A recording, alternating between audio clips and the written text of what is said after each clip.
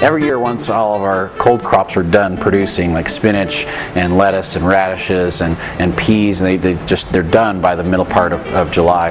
We've got all that extra space in our garden. We'd like to reuse that. So now is a great time to go ahead and plant some of those cold crops and get them going again, so they'll be producing in September or early October, so we can get a fall crop out of our cold crops. So in our planting guide from Anderson Seed and Garden here, we've got all our different varieties of seed that we carry in bulk, and these are all the varieties that will do really well in our area.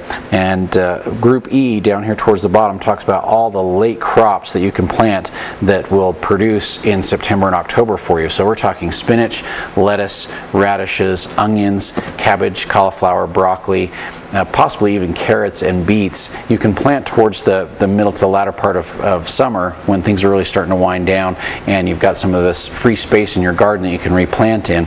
And we can take those crops, plant those, and have them producing by the latter part of September into the first part of October, and they'll do very, very well that way. In fact, in many cases, those are the best. That's the best time for those crops because things are cooling down considerably. So even though we're starting to get a little bit of frost towards the end of September, first part of October, and our temperatures are really starting to cool down, if you can plant those the first part of August through the latter part of August and get them germinated and up and growing, then they will do very, very well for that next month or two, even if the temperatures really start to cool down, because those crops actually like the cooler weather better than they like the heat of the summertime. So it's a great time to replant some of those crops that may have finished up already for us and get a second fall crop out of those varieties. So remember, spinach, lettuce, radishes, carrots and beets, probably cabbage, cauliflower, and broccoli will do very, very well as a fall crop. But it's also a really good time to plant grass seed. And so we've been doing a little bit of planting throughout the summertime, and when the temperatures are warmer, the grass seed comes up probably faster than it will any time during the year. In fact, from about the first or middle part of August through the middle part of September is probably prime time, the best time of the year to plant new grass seed. And of course we have our grass in bulk, so as you can see, this is one of our scoops that we pull our grass seed out.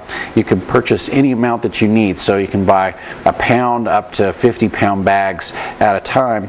And with most grass seeds, it takes about 4 pounds to cover 1,000 square feet. And so if you know what your square footage is and how much area you want to cover, we can weigh up the exact amount of seed that you need to do your job. And we've got a lot of different varieties of grass seed. Of course, we've got a list that have all of our grass seed varieties and a description of each one of those varieties. Of course, we prefer our Anderson Select Mix, which we've hand-picked all the varieties for it. And it's got just the best varieties of bluegrass for our area. They don't need quite as much water to stay green and look beautiful. They're very tolerant of heat and shade and all kinds of different conditions, and it just does really well.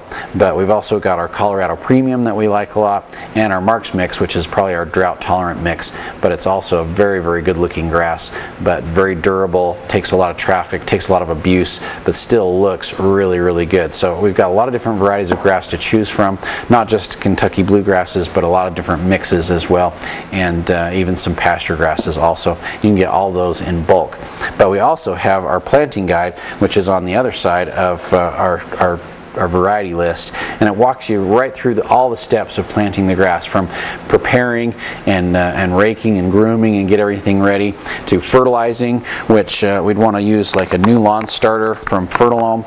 Very, very important that we get a little bit of fertilizer on there as you're planting the new grass. So whether you're using the Fertilome New Lawn Starter or 1616, which is great for starting new grass, it's essential that you get a little bit of fertilizer out there so that as the grass germinates and starts to grow, that it has some nutrient and it will allow it to really take off and get that root system to fill out and some new growth to come on that grass, so that as you start to mow the lawn, you want to mow it as quickly as it's tall enough to mow, because as you start mowing, the grass will actually spread out and thicken up, and by using a new lawn starter or the 1616, that'll really encourage some growth and get that grass growing, because the faster you mow, the faster it really starts to fill out and thicken up.